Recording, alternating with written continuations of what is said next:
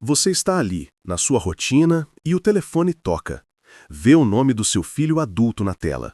O coração, que antes se enchia de alegria incondicional, agora sente uma pontada sutil de antecipação cautelosa. E, invariavelmente, a conversa segue o mesmo roteiro. Uma introdução rápida, um como você está protocolar e a inevitável solicitação. Um empréstimo, um conselho urgente, uma ajuda com a mudança, com os netos ou um favor logístico complicado. É nesse instante que a pergunta silenciosa e dolorosa se instala na sua mente. Será que meu filho só me procura quando precisa de algo? Essa é, talvez, a verdade mais difícil de digerir para qualquer pai ou mãe com mais de 50 anos. E é sobre ela que vamos mergulhar hoje, com a honestidade e a profundidade que o tema exige. Eu prometo que, ao final desta nossa conversa, a dor dessa percepção não terá desaparecido por mágica, mas a sua forma de interpretar e reagir a essa dinâmica terá mudado drasticamente.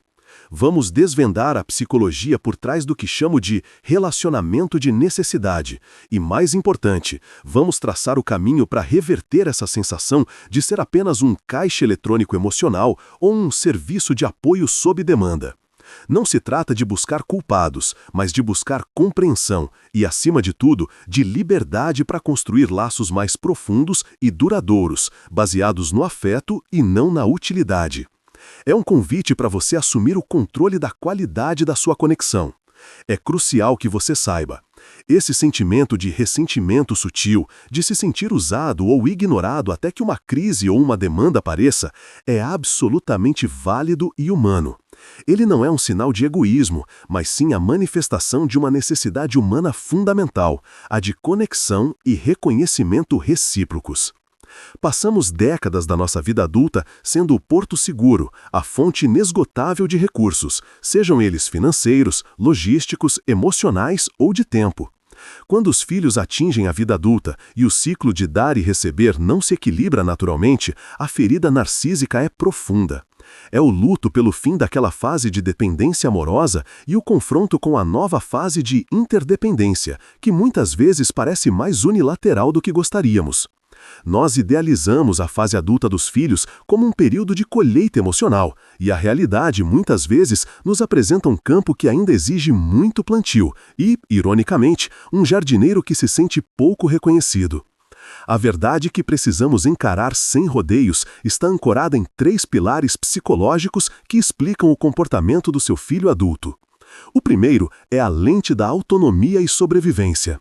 O jovem adulto, especialmente entre os 25 e 40 anos, está em um modo intenso de construção de vida. O foco está em estabelecer carreira, finanças, relacionamentos e, se houver, a própria família nuclear. Isso exige uma quantidade imensa de energia cognitiva e emocional, o que a psicologia chama de carga alostática.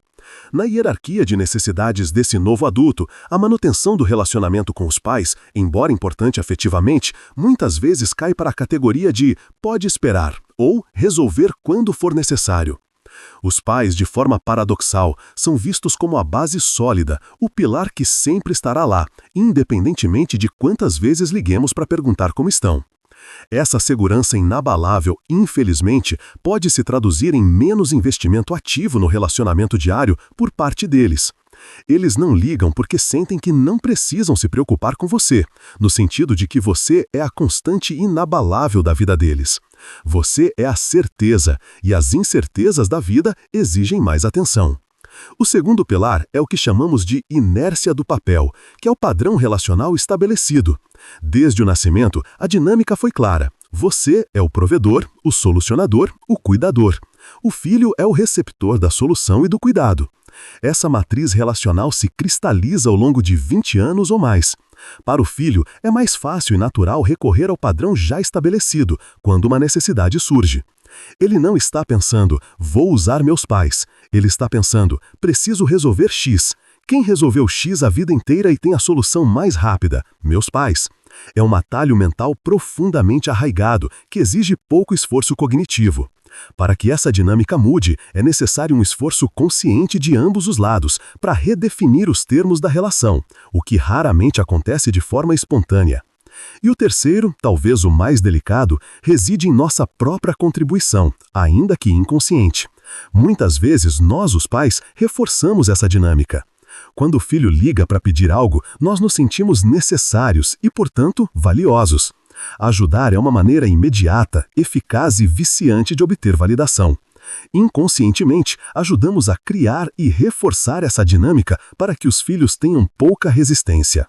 Podemos ter sinalizado que nossa disponibilidade é o nosso principal valor na vida adulta deles, em vez de nossa presença desinteressada. Se a sua resposta a um pedido é sempre imediata e sem custo emocional, você está, sem querer, encorajando a próxima transação. Aprofundando na análise psicológica, precisamos falar sobre o que acontece no lado do pai ou da mãe, o que chamo de fase do vazio afetivo otimizado. Durante décadas, a nossa identidade esteve intrinsecamente ligada ao nosso desempenho parental. Éramos o centro gravitacional das necessidades da família. Quando os filhos partem e se tornam autossuficientes, passamos por uma espécie de aposentadoria emocional forçada. E é aí que o perigo reside. Essa aposentadoria deixa um vácuo. Quando o filho liga com um pedido, esse vácuo é preenchido instantaneamente. Sentimos o antigo e confortável rush de ser necessário, de ser a pessoa que tem a resposta, a solução. O sentimento de ser útil se confunde perigosamente com o sentimento de ser amado. É uma armadilha sutil, mas poderosa, que nos mantém presos ao ciclo transacional. Inconscientemente, nosso sistema de recompensa emocional nos incentiva a atender aos pedidos rapidamente, pois isso valida a nossa identidade de bom pai ou boa mãe que construímos ao longo da vida. É por isso que, muitas vezes, os pais se sentem mal quando o filho não precisa de nada. A ausência de pedidos se torna a ausência de conexão. É fundamental que, como pais com mais de 50 anos, façamos uma transição consciente para a busca de validação em outras áreas da vida, hobbies, carreira pós-filhos, amizades e, crucialmente, no relacionamento conjugal ou em projetos pessoais. A base do seu valor não pode mais ser a utilidade para seus filhos.